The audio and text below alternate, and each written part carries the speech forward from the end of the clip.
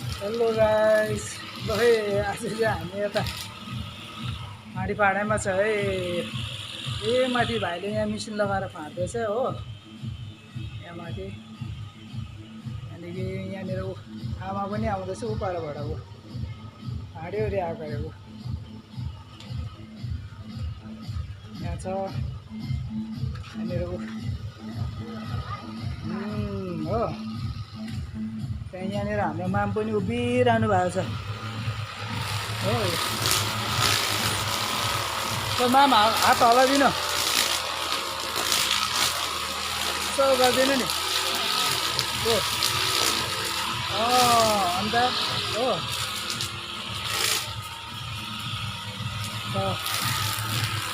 यहाँ माथि फाँड्दै छ भाइले